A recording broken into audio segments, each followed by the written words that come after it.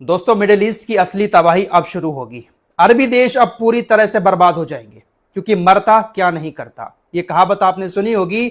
America और Israel Iran को पूरी तरह से मारने पर लगे हुए हैं। अब मरते मरते ईरान इन अरबी देशों को भी लेकर जाएगा। ईरान का तो इंफ्रास्ट्रक्चर तबाह हो ही रहा है, ईरान इन अरबी देशों को भी पूरी तरह से बर्बाद करके छोड़ेगा।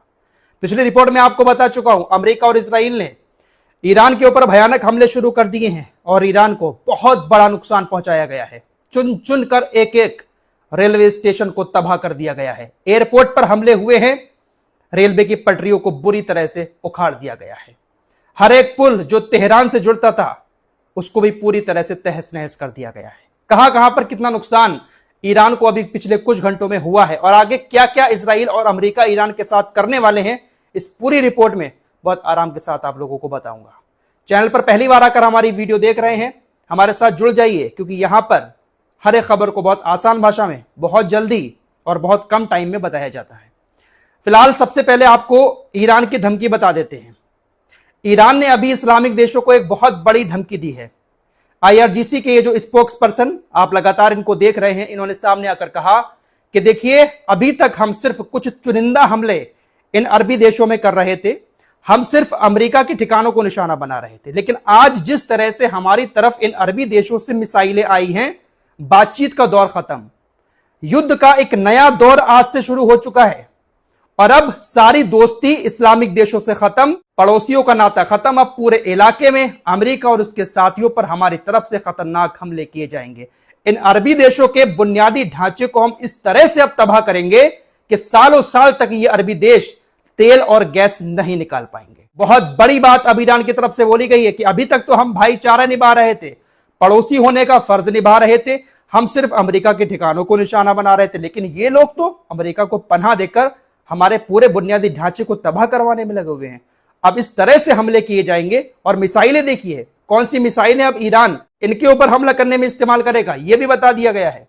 ईरान ने कहा कि हम फतेह मिसाइल से और खैबर मिसाइल से इन तमाम अरबी देशों के बुनियादी ढांचे को आज से हम तबाह करने का ऐलान करते हैं और अब अंधाधुंध हमले इन अरबी देशों की तरफ किए जाएंगे। यकीन मानो दोस्तों, मिडिल ईस्ट की असली तबाही आज से शुरू हो रही है, क्योंकि डोनाल्ड ट्रंप सनक में है, पूरी तरह से ईरान के अंदर तबाही मचा रहा है।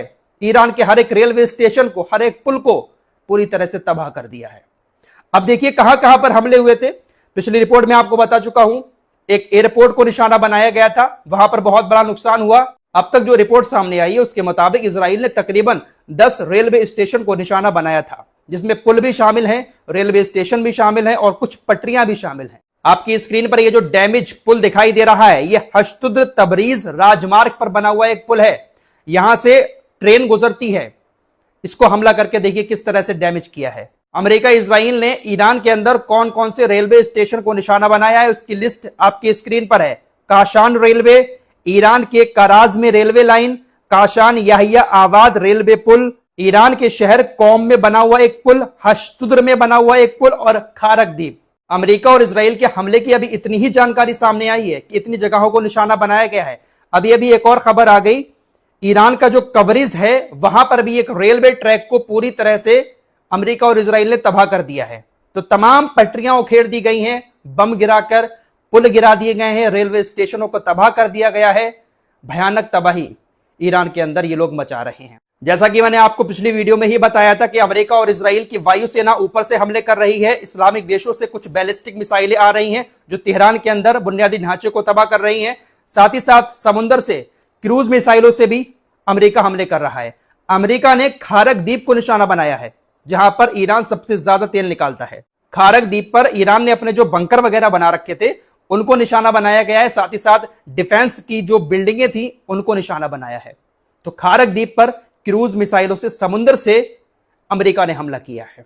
पिछली रिपोर्ट में आपको बता दिया था 3 तरफ से हमला हुआ। अरबी देशों से बैलिस्टिक मिसाइलें आई, क्रूज मिसाइलें समुद्र से, और ऊपर से अमेरिका इजराइल के लड़ाकू विमानों ने सब कुछ ईरान के अंदर तबाह कर दिया। इन हमलों के बाद ट्रंप की तरफ से फिर बयान आता है। पोस्ट करके कहा गया कि आज रात एक पूरी सभ्यता का अंत हो जाएगा जिसे फिर कभी जिंदा नहीं किया जा सकेगा। मैं ऐसा नहीं चाहता, लेकिन शायद यही होगा। आज रात हमें पता चल जाएगा विश्व में लंबे और जटिल इतिहास के सबसे महत्वपूर्ण क्षणों में से एक 47 सालों की जबरन वसूली, भ्रष्टाचार और मृत्यु का अंततः अंत होगा।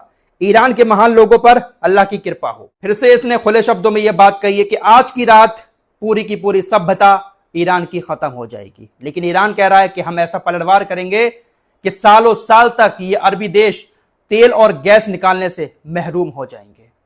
वाकई में दोस्तों, मरते मरते ईरान इन सभी को मारकर जाएगा। मरता क्या नहीं करता, वही कहावत यहां पर बैठेगी।